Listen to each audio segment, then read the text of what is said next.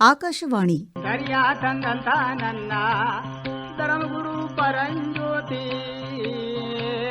ಸಿದ್ದಯ್ಯ ಸ್ವಾಮಿ ಬಲ್ಲಿಯ.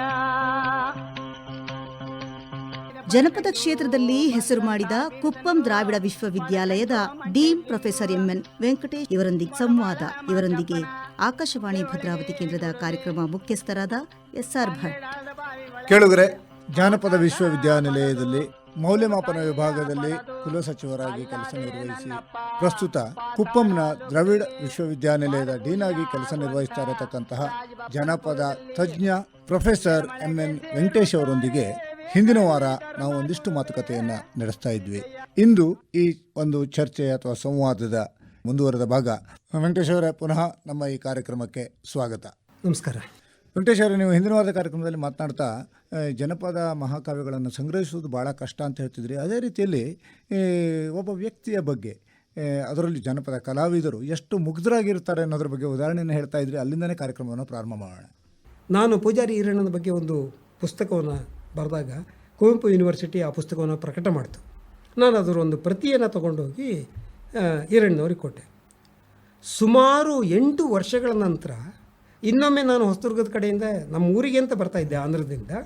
ಆವಾಗ ಈರಣ್ಣ ಹೇಗಿದ್ದಾರೆ ನೋಡೋಣಂತೆ ಅಂತೇಳಿ ಅವರು ನೋಡೋಕ್ಕೆ ಅಂತ ಹೋದೆ. ಗದ್ದೆ ಒಳಗಡೆ ಅವರು ಒಕ್ಲಾಕ್ಕೊಂಡಿದ್ರು, ಅಲ್ಲಿ ಮಲ್ಕೊಂಡಿದ್ರು. ಸೀದಾ ಹೋದ್ಕೊಳ್ಳಿ, ಓ ವೆಂಕಟೇಶ ಸ್ವಾಮಿ ಅವರು ಬಂದ್ರಿ ಅಂದರು. ಅಂದ್ಬಿಟ್ಟು ಅಂಗಿ ಒಳಗಡೆ ಕೈ ಹಾಕಿ ಒಳಗಡೆಯಿಂದ ಪುಸ್ತಕ ತೆಗೆದು ಹೊರಗಡೆ ಕೊಟ್ಟರು.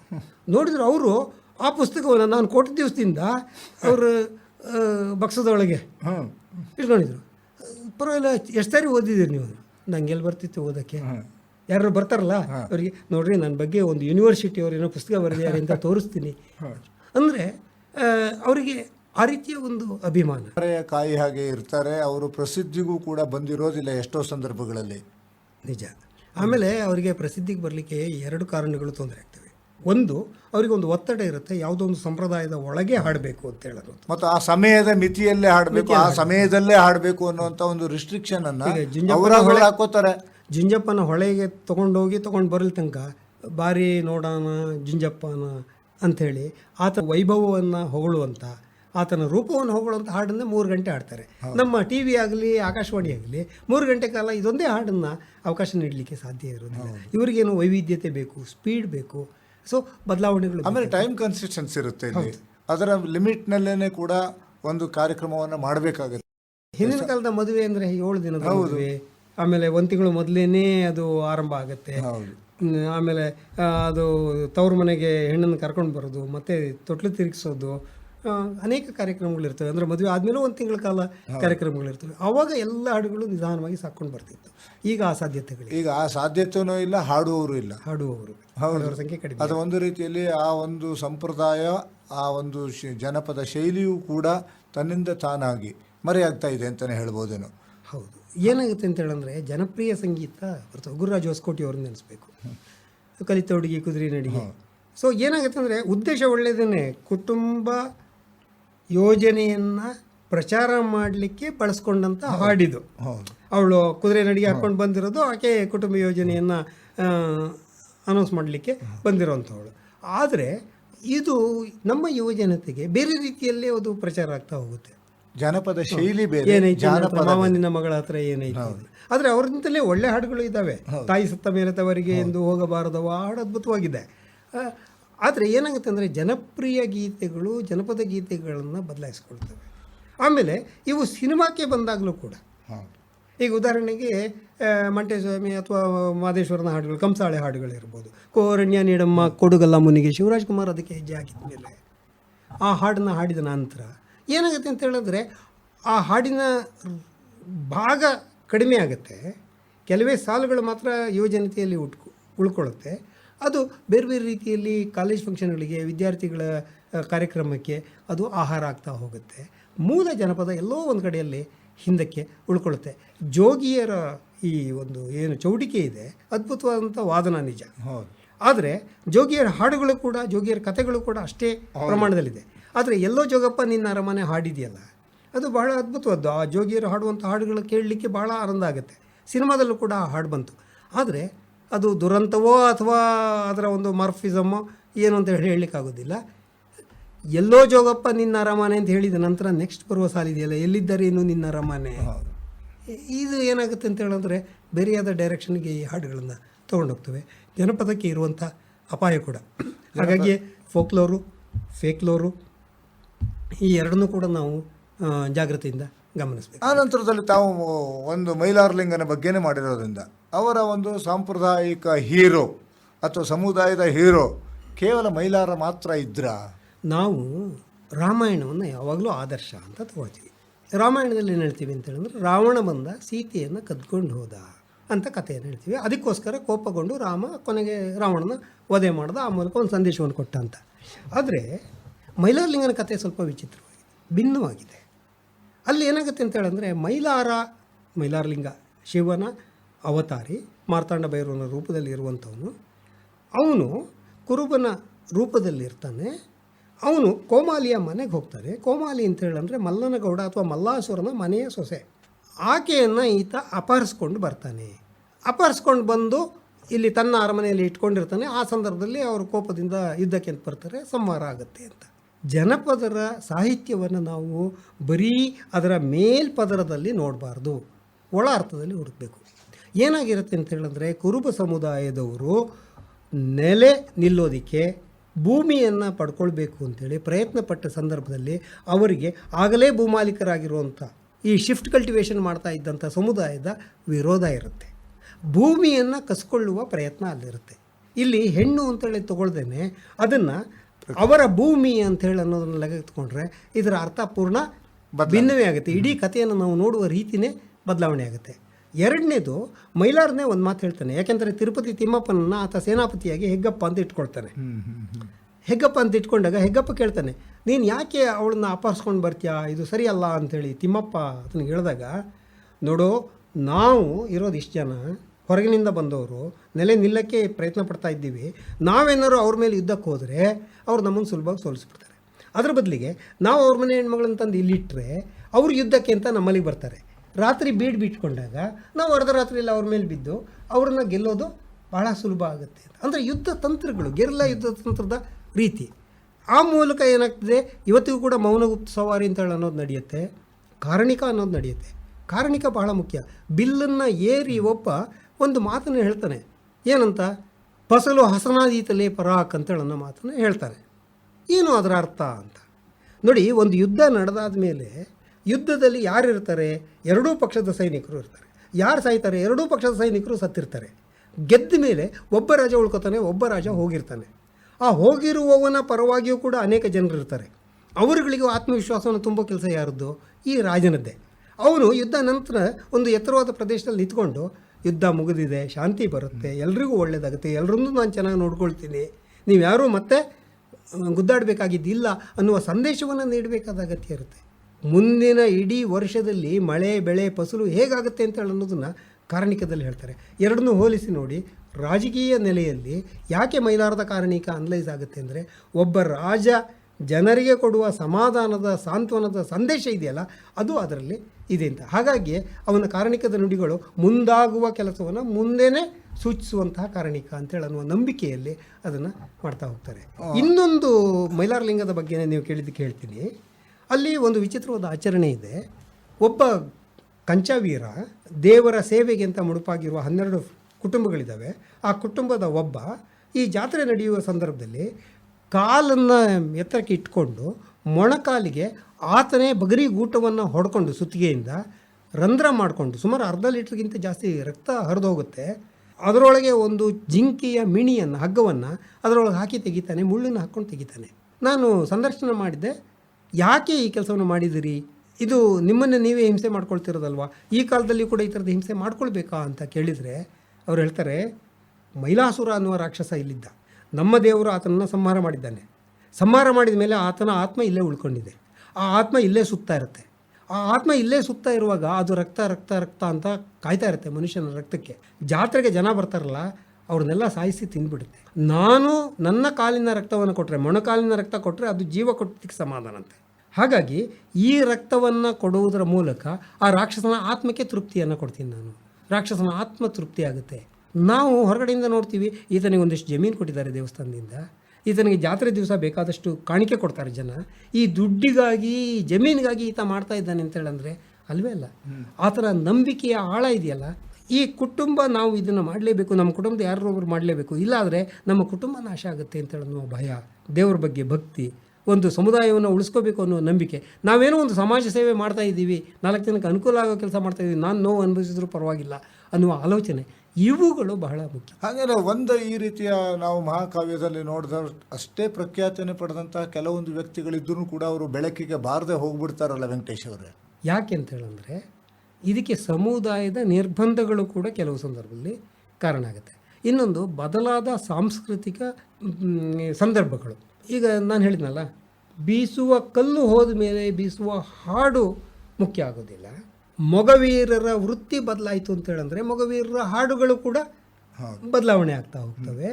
ಇವತ್ತಿನ ದಿವಸ ಕೊಯಮತ್ತೂರಿನ ಮಿಷಿನ್ ತಂದು ಭತ್ತದ ಕೊಯ್ಲನ್ನು ಮಾಡುವ ಅಭ್ಯಾಸ ಮಲೆನಾಡಿನಲ್ಲಿ ಜಾಸ್ತಿ ಆದಾಗ ಆ ಕಣದ ಹಾಡುಗಳನ್ನು ಅಥವಾ ಉತ್ತರ ಕರ್ನಾಟಕದಲ್ಲಾದರೆ ರೆಂಟೆ ಹಾಡುಗಳನ್ನು, ರಾಣದ ಪದಗಳನ್ನು ಹೇಳುವ ಸಂದರ್ಭಗಳೇ ಬರೋದಿಲ್ಲ, ಅವುಗಳು ಹೋಗ್ತವೆ, ತನ್ನಿಂದ ತಾನಾಗಿ ಕಣ್ಮರೆ ಆಗ್ತಾ ಹೋಗ್ತವೆ. ಹೌದು. ಈ ಸಾಂಸ್ಕೃತಿಕ ವೀರರ ಪರಿಸ್ಥಿತಿನೂ ಹಾಗೇನೆ. ಆ ಸಮುದಾಯಗಳೇ ಇವತ್ತಿನ ದಿವಸ ಬೇರೆ ಬೇರೆ ಕಾರಣಗಳಿಗೆ, ರಾಜಕೀಯ ಕಾರಣಕ್ಕೆ ಇರಬಹುದು, ಸಾಮಾಜಿಕವಾದ ನೆಲೆಗೆ ಕಾರಣ ಇರಬಹುದು. ಇವತ್ತಿನ ದಿವಸ ಗಂಗೆತ್ತಿನ ಹಾಡುಗಳು ಅಂತೇಳಿ, ಗಂಗೆತ್ತು ಬಸವನ್ನ ಆಡಿಸುವಂಥವರ ವೃತ್ತಿನೇ ನಾವು ಭಿಕ್ಷುಕ ವೃತ್ತಿ ಅಂತೇಳಿ ಮಾಡಿಬಿಟ್ಟು ಅವರು ಪಟ್ಟಣಗಳಲ್ಲಿ ಭಿಕ್ಷಾ ವೃತ್ತಿಯನ್ನು ಮಾಡಿದರೆ ಅವ್ರನ್ನ ಅರೆಸ್ಟ್ ಮಾಡಬೇಕು ಅನ್ನುವಂಥ ಕಾನೂನನ್ನು ತಂದ ಸಂದರ್ಭಗಳಲ್ಲಿ ಅವರು ಆ ವೃತ್ತಿ ಮಾಡೋಕ್ಕೆ ಸಾಧ್ಯ ಇಲ್ಲ.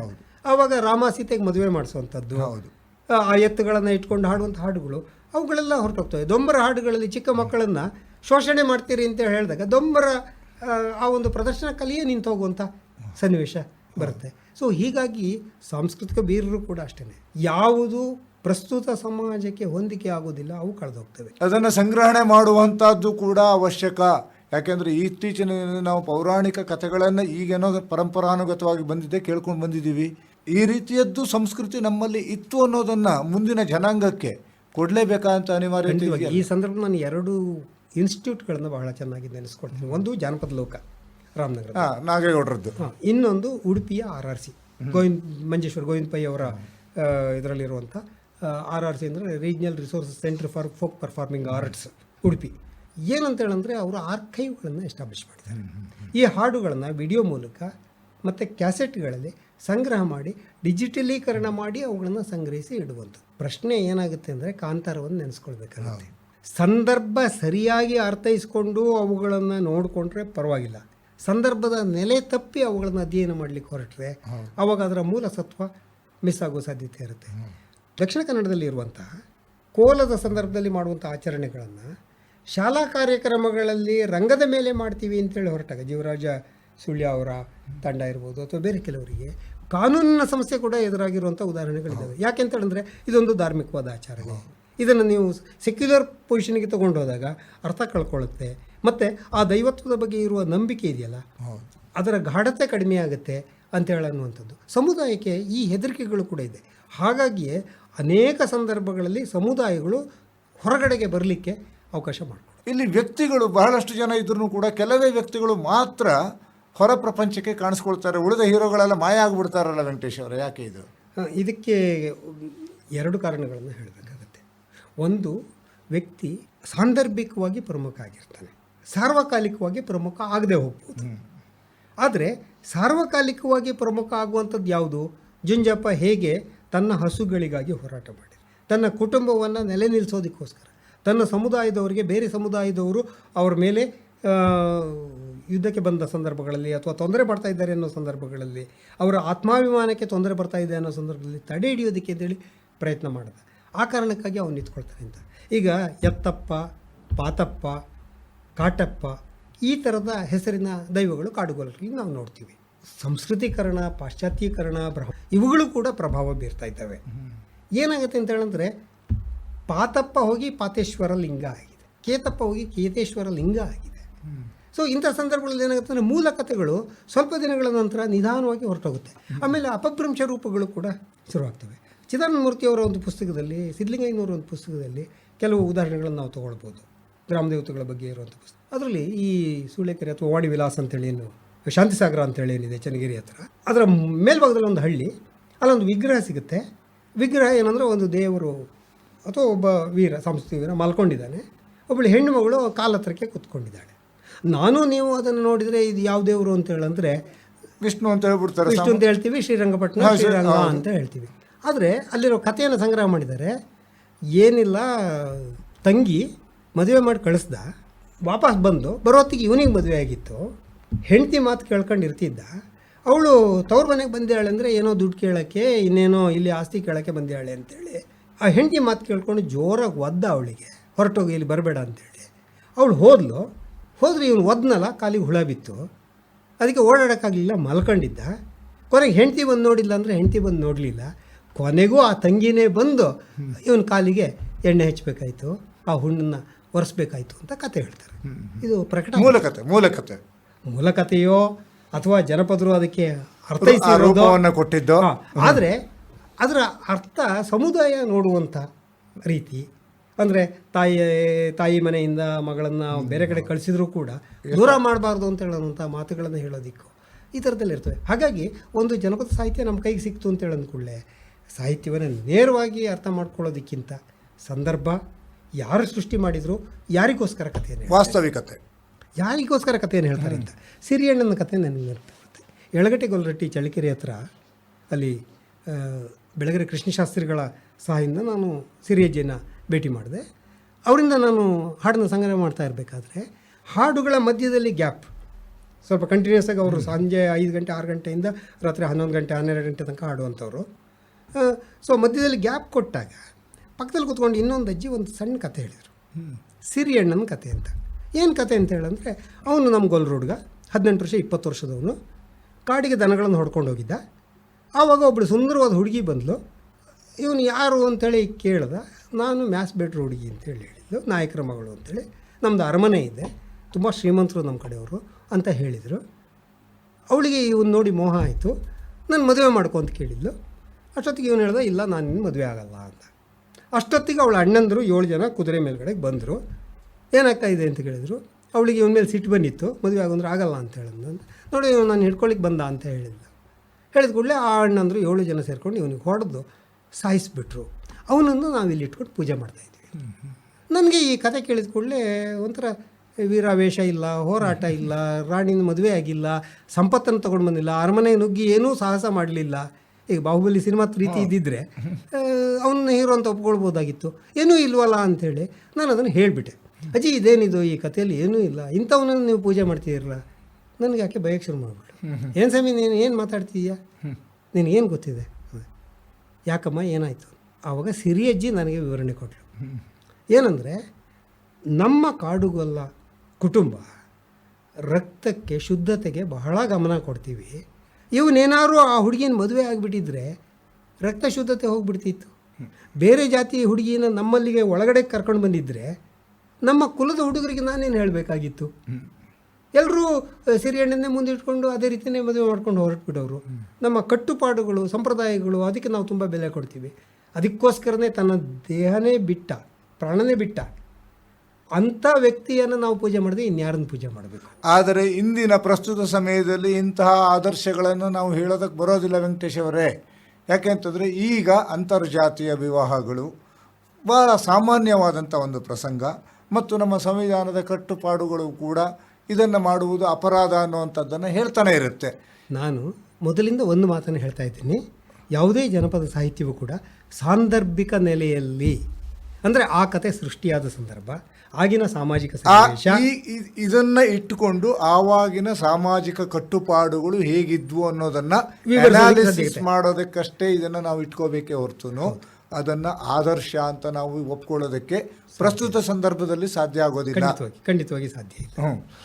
ಇಷ್ಟೆಲ್ಲ ಆದ ನಂತರದಲ್ಲಿ ಜನಪದ ಸಾಹಿತ್ಯಗಳೆಲ್ಲ, ಈಗ ನೀವು ಮಂಟೆಸ್ವಾಮಿ ಇರ್ಬೋದು, ಮಹಾಕಾವ್ಯಗಳೆಲ್ಲ ಇರ್ಬೋದು, ಸುಮಾರು ಎಷ್ಟನೇ ಶತಮಾನದ ನಂತರ ಬಂದಿತ್ತು ಇದು? ಇದು ಸ್ವಲ್ಪ ಹೇಳೋದಕ್ಕೆ ಕಷ್ಟವಾಗುವಂಥ ಪ್ರಶ್ನೆ. ಯಾಕೆಂತ ಹೇಳಿದ್ರೆ ಮೈಲಾರಲಿಂಗಂದೇ ತೆಗೆದುಕೊಂಡ್ರೂ ಕೂಡ ಮೊದಲ ಮೈಲ ಅನ್ನುವ ಪದ ಶಾಸನಗಳಲ್ಲಿ ನಮಗೆ ಸಿಗೋದು 10ನೇ ಶತಮಾನದಲ್ಲಿ. ಮಾಳ ಅನ್ನುವ ಪದ ಸಿಗೋದು ಮೈಲಕ್ಕಿಂತ ಮಾಳ ಅನ್ನೋದು ಪೂರ್ವ.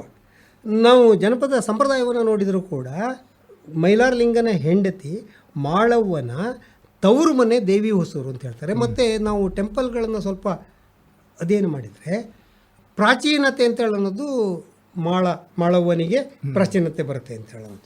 ಆದರೆ ಇದು ಕೂಡ ಸಿಗುವಂಥದ್ದು ಬ್ರಹ್ಮಶಿವನ ಸಮಯ ಪರೀಕ್ಷೆ ಸಂದರ್ಭದಲ್ಲಿ ಇದರ ಪ್ರಸ್ತಾಪ ಬರುತ್ತೆ. ಏನು ಹೇಳ್ತಾರೆ ಅಂದರೆ ನಿನ್ನೆ ತಾನಾದ ಚಟ್ಟಪ್ಪನಿಂದೆ ಮಾಳನು ಮೈಲ್ಚಿಯಂ ಅಂತ ಹೇಳಿ ಅಲ್ಲಿ ಬರುತ್ತೆ. ನಿನ್ನೆ ತಾನಾದ ಅಂದರೆ ಇತ್ತೀಚೆಗಷ್ಟೇ ಎಸ್ಟಾಬ್ಲಿಷ್ ಆದಂಥ ಚಟ್ಟಪ್ಪನಿಂದ, ಚಟ್ಟಪ್ಪ ಅಂತ ಹೇಳಿದ್ರೆ ತೈಲಪ್ಪನ ಕಾಲದ ನಂತರ ಬಂದಿರುವಂಥ ಚಟ್ಟಪ್ಪ ದೊರೆ, ಅವನ ಇತಿಹಾಸವನ್ನು ನಾವು ತೆಗೆದುಕೊಂಡ್ರೆ ಅಂದರೆ ಹೆಚ್ಚು ಕಮ್ಮಿ 10ನೇ ಶತಮಾನದ ಆ ಚಾಲುಕ್ಯ ಆ ಸಂದರ್ಭಗಳಲ್ಲಿ ಬರುವಂಥ ದೊರೆಗಳ ಪಟ್ಟಿಯಲ್ಲಿ ನಾವು ಯಾವುದೋ ಸಾಮಂತ ರಾಜನ ಲೆಕ್ಕಾಚಾರದಲ್ಲಿ ಆತನನ್ನು ಯಾರು ಅಂತ ಹುಡುಕ್ಬೋದು.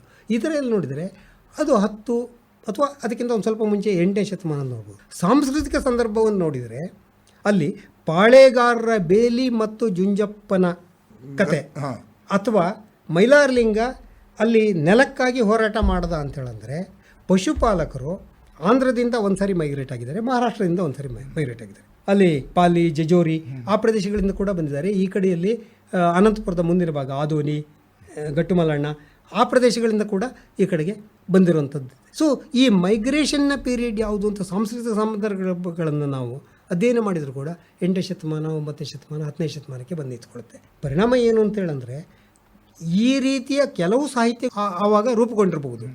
ಆದರೆ ಅದಕ್ಕಿಂತ ಹಿಂದೆಯೇ ನಮಗೆ ಹಲ್ಮಿಡಿ ಶಾಸನವೇ 450ರಲ್ಲಿ ಸಿಗೋದ್ರಿಂದ ಅದಕ್ಕಿಂತ ಮುಂಚೆ ಖಂಡಿತವಾಗಿ ಜನಪದ ಸಾಹಿತ್ಯ ಇರಲಿಕ್ಕೆ ಬೇಕು. ಅಲ್ಲ, ಜನಪದ ಸಾಹಿತ್ಯ ಆವಾಗ ನಿಮ್ಮ ಪುಸ್ತಕದ ರೂಪದಲ್ಲಿಯೋ ಶಿಲಾಶಾಸನದ ರೂಪದಲ್ಲಿಯೋ ಇಲ್ಲದೆ ಇದ್ರೂ ಕೂಡ ಕಿವಿಯಿಂದ ಕಿವಿಗೆ, ಬಾಯಿಯಿಂದ ಬಾಯಿಗೆ ಆದಿ ಕಾಲದಿಂದನೂ ಕೂಡ ಇದು ಇದ್ದೇ ಇತ್ತು. ಅಷ್ಟೇ ಅಲ್ಲ, ಈ ಕಾಲದಲ್ಲೂ ಕೂಡ ಪುಸ್ತಕ ರೂಪಕ್ಕೆ ಬರದೇ ಇರುವಂತಹ ಅನೇಕ ಜನಪದ ಸಾಹಿತ್ಯದ ಸಾಲುಗಳು ಜನಮನರಲ್ಲಿ ಇವತ್ತಿಗೂ ಕೂಡ ತಲೆಮಾರಿನಿಂದ ತಲೆಮಾರಿಗೆ ಹೊರಟ್ಕೊಂಡೇ ಬರ್ತಿದ್ದಾವೆ.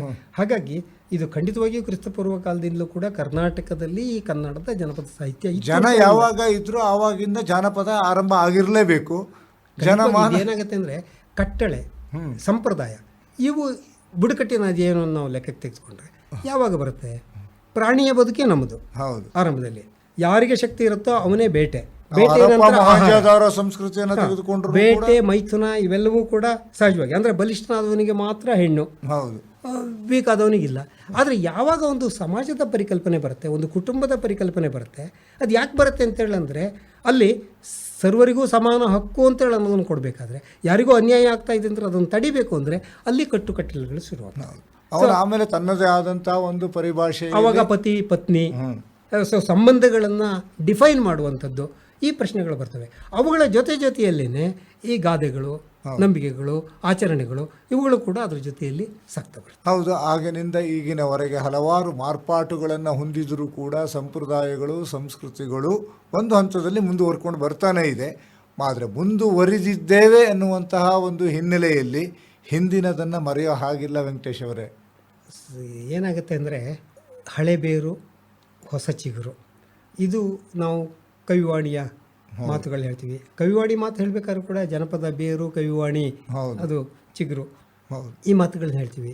ಆದರೆ ಏನಾಗುತ್ತೆ ಅಂದರೆ ನಮ್ಮ ಶಿಕ್ಷಣ ವ್ಯವಸ್ಥೆ ಇದೆಯಲ್ಲ, ನಮ್ಮ ಶಿಕ್ಷಣ ವ್ಯವಸ್ಥೆ ಬದಲಾಗ್ತಾ ಹೋಗುತ್ತೆ. ಜನಪದರ ಶಿಕ್ಷಣ ವ್ಯವಸ್ಥೆ ಹೇಗಿತ್ತು? ಕುರಿ ಕಾಯ್ತಾ ಇರಬೇಕಾದ್ರೆ ಒಬ್ಬರು ಹಾಡ್ತಾ ಇದ್ದರೆ ಆ ಗುಂಪಿನಲ್ಲಿ ಸೇರ್ಕೊಂಡು ಹೋಗೋದು. ಇವತ್ತಿಗೂ ಕೂಡ ಯಕ್ಷಗಾನವನ್ನು ಕೂಡ ಕಲಿಯೋದು ಹೇಗೆ? ಸಣ್ಣ ಸಣ್ಣ ಪಾತ್ರಗಳನ್ನು ಮಾಡೋದ್ರ ಮೂಲಕ ಅವುಗಳನ್ನು ಗುರುತಿಸ್ಕೊಂಡು ಆಮೇಲೆ ತಮ್ಮ ಪ್ರತಿಭೆಯನ್ನು ಅದಕ್ಕೆ ಸೇರಿಸ್ಕೊಂಡು ಪೂರ್ಣ ಪ್ರಮಾಣದಲ್ಲಿ ಆ ಒಂದು ಗಾಯಕರಾಗುವಂಥದ್ದು ಅಥವಾ ಹಾಡುಗಾರರಾಗುವಂಥದ್ದು ಅಥವಾ ಕಥಾ ಪ್ರಸಂಗವನ್ನು ಹೇಳೋದು, ನಟನೆ ಈ ರೀತಿ ಆಗ್ತಾ ಹೋಗುತ್ತೆ. ಈ ಜನಪದ ಅನ್ನೋದು ಹೀಗೆ ತಾಯಿಯಿಂದ ಮಗಳಿಗೆ ಅಂತೇಳಿ ಅಂದಾಗೆ ಒಂದು ಗುಂಪಿನಿಂದ ಇನ್ನೊಂದು ಗುಂಪಿಗೆ ಅದು ಬರ್ತಾ ಹೋಗುವಂಥದ್ದು. ವೃತ್ತಿಗಳು ಕೂಡ ಅದೇ ರೀತಿಯೇ. ನಾವು ವರ್ಣಾಶ್ರಮದ ಬಗ್ಗೆ ಕೂಡ ಹೇಳ್ತೀವಿ. ಮಣ್ಣನ್ನು ಮುಟ್ಟಿ ಕೆಲಸ ಮಾಡುವ ರೈತ, ಅವನಿಗೆ ಸಹಕಾರಿಯಾಗಿ ನಿಲ್ಲುವಂಥವರೆಲ್ಲ ಜನಿವಾರ ಹಾಕ್ಕೊಂಡಿರ್ತಾರೆ. ಬಡಗಿ ಇರ್ಬೋದು, ಅಕ್ಸಾಲಿ ಇರ್ಬೋದು, ಅರ್ಚಕ ಇರ್ಬೋದು, ಪುರೋಹಿತ. ಸೊ ಎಲ್ಲರೂ ಕೂಡ ಯಾತಕ್ಕೆ ಅಂದರೆ ಆ ಜನಿವಾರ ಹಾಕ್ಕೊಳ್ಳೋರೆಲ್ಲರೂ ಆ ವಿದ್ಯೆಯನ್ನು ಕಲಿಬೇಕು. ಕಲಿಯೋದಕ್ಕೆ ಒಂದು ದಿನ ನಿಶ್ಚಿತ ಆಗಬೇಕು. ಉಪನಯನದ ಪ್ರಶ್ನೆ ಅಲ್ಲಿ ಬರುತ್ತೆ. ಆದರೆ ಯಾರಿಗೆ ಉಪನಯನ ಇಲ್ಲ, ಆ ಮಣ್ಣನ್ನು ಕೆಲಸವನ್ನು ಮಾಡೋವಂಥವ್ರು, ಅವನಿಗೆ ಅಂದರೆ ವಿಶೇಷವಾದ ಟ್ರೈನಿಂಗ್ ಅವಶ್ಯಕತೆ ಇಲ್ಲ, ನೇರವಾಗಿ ಕೃಷಿಗೆ ಇಳಿಬಹುದು ಅಂಥವ್ರಿಗಿಲ್ಲ. ಆದರೆ ಇವತ್ತು ದಿವಸ ನಾವೇನು ಮಾಡಿದ್ವಿ, ಈ ವೃತ್ತಿಗೆ ಬೇಕಾದಂಥ ಅನುಕೂಲಗಳು ಇದ್ದಿದ್ದನ್ನೇ ನಾವು ವರ್ಣ ಮಾಡಿಕೊಂಡು, ವರ್ಣದಿಂದ ಜಾತಿ ಮಾಡಿಕೊಂಡು ಗೊಂದಲಗಳನ್ನು ಸೃಷ್ಟಿ ಮಾಡ್ಕೊಂಡಿದ್ದೀವಿ. ಅದರಲ್ಲಿ ಶೋಷಣೆ ಇತ್ಯಾದಿ ಇವುಗಳ ಒಂದು ಪ್ರಸ್ತಾವನೆ ಕೂಡ ಬರ್ತಾ ಹೋಗುತ್ತೆ. ಈ ರೀತಿಯಲ್ಲಿ ವ್ಯವಸ್ಥೆ ಆಗಿದೆ. ಜಾನಪದವನ್ನು ನಾವು ಯಾವತ್ತೂ ಮರೆಯೋ ಹಾಗಿಲ್ಲ. ನಮ್ಮ ಮೂಲ ಬೇರನ್ನು ಮರೆತು ನಾವು ಮುಂದುವರಿಯೋದಕ್ಕೆ ಸಾಧ್ಯ ಇಲ್ಲ. ಆದರೆ ಮೂಲ ಬೇರನ್ನು ಕಾಯ್ದಿರಿಸಿಕೊಂಡು ಅದನ್ನು ಸಂಪೂರ್ಣವಾಗಿ ಶಾಶ್ವತವಾಗಿ ಉಳಿಸಿಕೊಂಡು ಬೆಳೆಸಿಕೊಂಡು ಹೋಗೋದಕ್ಕೆ ತಾವೇನು ಹೇಳ್ತೀರಿ? ಜನಪದವನ್ನು ಉಳಿಸಿ ಬೆಳೆಸುವ ಕೆಲಸ ಅಂತ ಹೇಳುವಂಥದ್ದು ಅದು ಒಂದು ಸಮುದಾಯ ನೇರವಾಗಿ ಮಾಡುವಂಥದ್ದು. ಯಾವ ಸಮುದಾಯಕ್ಕೆ ತನ್ನ ಜನಪದ ಆಚರಣೆಗಳಾಗಲಿ, ಜನಪದ ಹಾಡುಗಳಾಗಲಿ, ನಂಬಿಕೆಗಳಾಗಲಿ ಅವಶ್ಯಕತೆ ಇದೆ ಅಂತ ಹೇಳುತ್ತೆ, ಅದನ್ನು ಉಳಿಸ್ಕೊಳ್ಳುತ್ತೆ. ಇನ್ನೊಂದು ವಿದ್ವಾಂಸರು ಅವುಗಳ ಸಂಗ್ರಹ, ಅದರ ಡಾಕ್ಯುಮೆಂಟೇಷನು, ಡಿಜಿಟಲೀಕರಣ ಇವುಗಳ ಮೂಲಕ ಮಾಡ್ಬೋದು.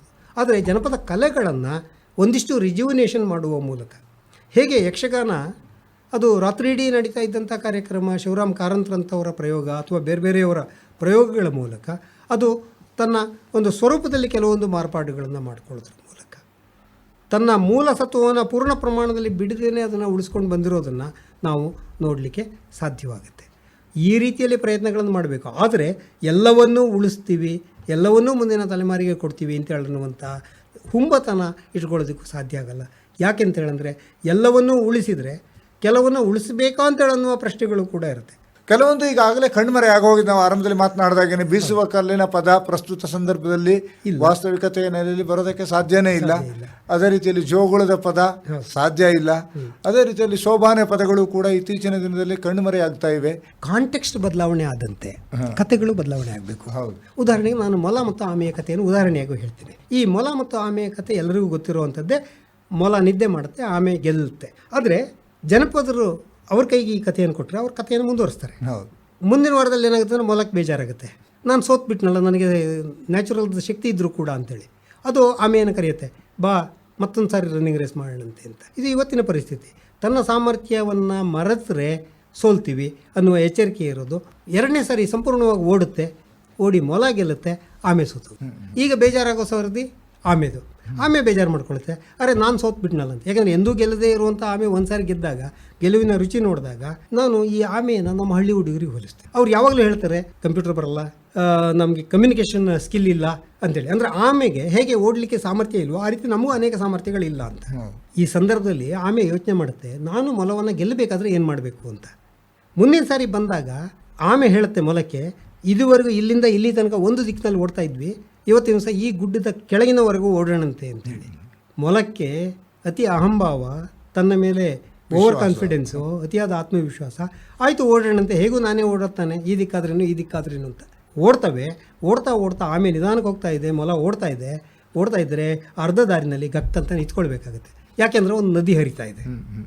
ಆಮೇಲೆ ಅಲ್ಲಿ ತನಕ ಬಂತು, ನಿಧಾನವಾಗಿ ಮೊಲದ ಕಡೆಗೆ ನೋಡ್ತಾ ಒಂದು ಒಳ್ಳೆ ರೈಮಿಂಗ್ ಸ್ಮೈಲ್ ಕೊಟ್ಟು ನಿಧಾನವಾಗಿ ನದಿ ಒಳಗೆ ಇಳ್ಕೊಂಡು ಈಜ್ಕೊಂಡು ಇನ್ನೊಂದು ತುದಿಯನ್ನು ಸೇರ್ಕೊಳ್ತು ಅಂತ ಹೇಳಂದರೆ ಆವಾಗ ಆಮೆ ಕೂತ್ಕೊಂಡು ಯೋಚನೆ ಮಾಡುತ್ತೆ, ಅರೆ ಈ ಒಂದು ಸಾಮರ್ಥ್ಯ ನನಗಿಲ್ವಲ್ಲ ಅಂತ ಹೇಳಿ. ಇವತ್ತಿನ ದಿವಸಕ್ಕೆ ಏನು ಅವಶ್ಯಕತೆ ಇದೆ ಅಂದರೆ, ಈ ಕಥೆಯನ್ನು ಕೇಳಿಕೊಂಡ ಎಲ್ಲ ಕಾಡಿನ ಪ್ರಾಣಿಗಳು ಬರ್ತವೆ. ನಾವು ಎಲ್ಲ ರನ್ನಿಂಗ್ ರೇಸಿಗೆ ಬರ್ತೀವಿ. ಹುಲಿ ಇರ್ಬೋದು, ಚಿರತೆ ಇರ್ಬೋದು, ಬೇರೆ ಬೇರೆ ಪ್ರಾಣಿಗಳು, ವೇಗವಾಗಿ ಓಡುವಂಥ ಕುದುರೆ ಇರ್ಬೋದು, ಎಲ್ಲವೂ ಕೂಡ ಸರಿ. ಆವಾಗ ಇವೆರಡು ಕೂತ್ಕೊಂಡು ಯೋಚನೆ ಮಾಡ್ತವೆ. 4x100 ರಿಲೇ ನೆನೆಸ್ಕೊಂಡು ನಾವಿಬ್ಬರು ಒಂದು ಟೀಮು, ನೀವು ಯಾರು ಬೇಕಾದರೂ ನಮ್ಮ ಜೊತೆಯಲ್ಲಿ ಓಡಿ ಬನ್ನಿ. ಯಾಕೆಂದರೆ ನೆಲ ಇದ್ದರೆ ಆಮೆ ಮೊಲದ ಬೆನ್ನ ಮೇಲೆ ಕೂತ್ಕೊಳ್ಳುತ್ತೆ, ಮೊಲ ಓಡುತ್ತೆ. ನೀರು ಬಂತು ಅಂತ ಹೇಳಂದರೆ ಆಮೆ ನೀರಿಗಿಳಿಯುತ್ತೆ, ಬೆನ್ನ ಮೇಲೆ ಮೊಲ ಕೂತ್ಕೊಳ್ಳುತ್ತೆ, ತುದಿಯನ್ನು ಸೇರ್ಬೋದು. ಸಮನ್ವಯತೆ ಇದ್ದರೆ, ಕೋಆರ್ಡಿನೇಷನ್ ಇದ್ದರೆ, ಮ್ಯೂಚುವಲ್ ರೆಸ್ಪೆಕ್ಟ್ ಇದ್ದರೆ, ಒಬ್ಬರ ಮೇಲೆ ಒಬ್ಬರಿಗೆ ಗೌರವ ಇದ್ದರೆ ಯಶಸ್ಸನ್ನು ಸಾಧಿಸೋದಕ್ಕೆ ಸಾಧ್ಯ ಆಗುತ್ತೆ ಅಂತ ಹೇಳೋದನ್ನು ನಾವು ನೋಡ್ಬೋದು. ಈ ತರಹ ಜನಪದದಲ್ಲಿರುವ ಸತ್ವವನ್ನು ಶಿಷ್ಟ ಸಾಹಿತ್ಯದಲ್ಲಿರುವಂಥ ಪಂಡಿತರಾಗಲಿ ಅಥವಾ ಇವತ್ತು ಆಧುನಿಕ ಯುಗದಲ್ಲಿ ಏನು ಸ್ಕಿಲ್ ಡೆವಲಪ್ಮೆಂಟ್ ಮಾಡ್ತಾ ಇದ್ದಾರೆ ಅವ್ರಿಗಳಾಗಲಿ ಅರ್ಥ ಮಾಡಿಕೊಂಡು ಅದರಲ್ಲಿರುವ ಮಹೋನ್ನತವಾದ ಅಂಶಗಳನ್ನು ಇವತ್ತಿನ ದಿವಸಕ್ಕೆ ನಾವು ಬಳಕೆ ಮಾಡ್ಕೊಳ್ಳೋದಕ್ಕೆ ಸಾಧ್ಯವಾದರೆ ಆಗ ನಿಜವಾಗಿಯೂ ಈ ಜನಪದವನ್ನು ಅಧ್ಯಯನ ಮಾಡೋದಕ್ಕೂ, ಅದನ್ನು ಗೌರವಿಸೋದಕ್ಕೂ, ಅದನ್ನು ಆಚರಿಸೋದಕ್ಕೂ, ಅದನ್ನು ಉಳಿಸೋದಕ್ಕೂ ಸಾಧ್ಯ ಆಗುತ್ತೆ ಅಂತ ಹೇಳೋ ಮಾತನ್ನು. ಆಮೇಲೆ ನಮ್ಮ ಎಲ್ಲ ಸಾರ್ವಜನಿಕರಿಗೂ ಕೂಡ ಜಾನಪದ ಕಲಾವಿದರನ್ನು ಆದಷ್ಟು ಪ್ರೋತ್ಸಾಹ ಮಾಡುವಂಥದ್ದು ಅತಿ ಅವಶ್ಯಕತೆ ಇದೆ. ಇವತ್ತು ಈ ಕೆಲಸದಲ್ಲಿ ಏನಾಗಿದೆ ಅಂತ ಹೇಳಿದ್ರೆ, ಮೂಲ ಜನಪದ ಕಲಾವಿದರು ಮತ್ತು ಜನಪದ ಕಲೆಯನ್ನು ಪ್ರಚುರ ಮಾಡುವಂಥವರು ಎರಡು ವರ್ಗಗಳಾಗ್ಬಿಟ್ಟಿದೆ. ಮೂಲ ಕಲಾವಿದರಕ್ಕೆ ಹೋಗಿ ಕೆಲವು ಹಾಡುಗಳನ್ನು, ಕೆಲವು ಭಾಗಗಳನ್ನು ಕಲ್ತ್ಕೊಂಡು ಬಂದು ಅದನ್ನು ಆಧುನಿಕ ಮಾಧ್ಯಮಗಳಲ್ಲಿ ಹಾಡುವಂತಹ, ಆ ಮೂಲಕ ತಾವು ಹೆಸರನ್ನು ಪಡ್ಕೊಳ್ಳುವಂಥ ಆ ಹಾಡುಗಳನ್ನು ಜನಪ್ರಿಯ ಮಾಡುವಂಥ ಕೆಲಸ ನಡೀತಾ ಇದೆ. ಇದು ಒಂದು ರೀತಿಯಲ್ಲಿ ಜನಪದವನ್ನು ಉಳಿಸುತ್ತೆ ನಿಜ, ಆದರೆ ಮೂಲ ಕಲಾವಿದರಿಗೆ ಇದರ ಉಪಯೋಗ ಆಗಲ್ಲ. ಹೌದು. ಅದರ ಬದಲಿಗೆ ಮೂಲ ಕಲಾವಿದರಿಂದಲೇ ಅದನ್ನು ಹಾಡಿಸುವಂಥ ಕೆಲಸ ಆಕಾಶವಾಣಿ ಮಾಡ್ತಾ ಇದೆ, ದೂರದರ್ಶನ ಮಾಡ್ತಾ ಇದೆ. ಆದರೆ ಅದರ ಜೊತೆಯಲ್ಲೇ ಅರ್ಥ ಮಾಡ್ಕೊಳ್ಬೇಕು, ಇದನ್ನು ಕೇಳುಗರ ಸಂಖ್ಯೆ ಕಡಿಮೆ ಇರುತ್ತೆ, ಇದಕ್ಕೆ ಸಿಗುವ ಸ್ಪಾನ್ಸರ್ಸ್ ಕಡಿಮೆ ಇರ್ತಾರೆ. ಹಾಗಾಗಿ ಇದು ಆರ್ಥಿಕವಾಗಿ ಲಾಭದಾಯಕ ಅಲ್ಲದೆ ಇದ್ದರೂ ಕೂಡ ಸಂಸ್ಕೃತಿಯ ಉಳಿವಿನ ನೆಲೆಯಲ್ಲಿ ಈ ಕೆಲಸವನ್ನು ಮಾಡಬೇಕು. ಒಂದು 5 ಐಟಮ್ ಇದ್ರೆ ಅಟ್ಲೀಸ್ಟ್ ಒಂದು ಐಟಮ್ ಆದ್ರೂ ಕೂಡ ಒಂದು ಸಭೆ ಸಮಾರಂಭಗಳಲ್ಲಿ ಈ ಥರದ್ದನ್ನು ಇಟ್ಟಾಗ ಕಲಾ ಪ್ರೋತ್ಸಾಹವನ್ನು ಮಾಡಿದಾಗ ಆಗುತ್ತೆ, ನಮ್ಮ ಜನಪದ ಕಲೆಯನ್ನು ಕೂಡ ಪ್ರೋತ್ಸಾಹಿಸಿದಾಗ ಆಗುತ್ತೆ. ಕಾಯಕಲ್ಪವನ್ನು ಕೊಡೋದಕ್ಕೆ ಅವಕಾಶ ಇದೆ, ಮಾಡಬಹುದು. ನಾವು ತಮಾಷೆಗಾಗಿ ಹೇಳಬೇಕು ಅಂತಂದ್ರೆ ಇತ್ತೀಚಿನ ದಿನದಲ್ಲಿ ಆಭರಣಗಳನ್ನೇ ತೆಗೆದುಕೊಂಡ್ರೆ ಆ್ಯಂಟಿಕ್ಗಳು ರಾಜ ಮಹಾರಾಣಿಯರ ಕಾಲದ ಏನಿತ್ತೋ ಅದು ಪುನಃ ಈಗ ಪ್ರಸಿದ್ಧಿಗೆ ಬರ್ತಾ ಇರೋ ಥರದಲ್ಲಿ ಜಾನಪದ ಕಲಾ ಪ್ರಕಾರವೂ ಕೂಡ ಅದೇ ರೀತಿಯಲ್ಲಿ ಪ್ರಸಿದ್ಧಿಗೆ ಬರಲಿ ಎನ್ನುವ ಆಶಯದೊಂದಿಗೆ ವೆಂಕಟೇಶ್ ಅವರೇ ಭಾಗವಹಿಸಿ ತಮ್ಮ ಅನುಭವಗಳನ್ನು ಅನಿಸಿಕೆಗಳನ್ನು ಹಂಚಿಕೊಂಡಿದ್ದೀರಿ. ನಮಸ್ಕಾರ, ಧನ್ಯವಾದ. ನಮಸ್ಕಾರ. ಇದುವರೆಗೂ ಜನಪದ ಕ್ಷೇತ್ರದಲ್ಲಿ ಹೆಸರು ಮಾಡಿದ ಕುಪ್ಪಂ ದ್ರಾವಿಡ ವಿಶ್ವವಿದ್ಯಾಲಯದ ಡೀನ್ ಪ್ರೊಫೆಸರ್ ಎಂಎನ್ ವೆಂಕಟೇಶ್ ಅವರಿಂದ ವಿವಿಧ ಕಾವ್ಯಗಳ ಬಗ್ಗೆ ಸಂವಾದ ಕೇಳಿದಿರಿ. ಇವರೊಂದಿಗೆ ಆಕಾಶವಾಣಿ ಭದ್ರಾವತಿ ಕೇಂದ್ರದ ಕಾರ್ಯಕ್ರಮ ಮುಖ್ಯಸ್ಥರಾದ ಎಸ್ಆರ್ ಭಟ್.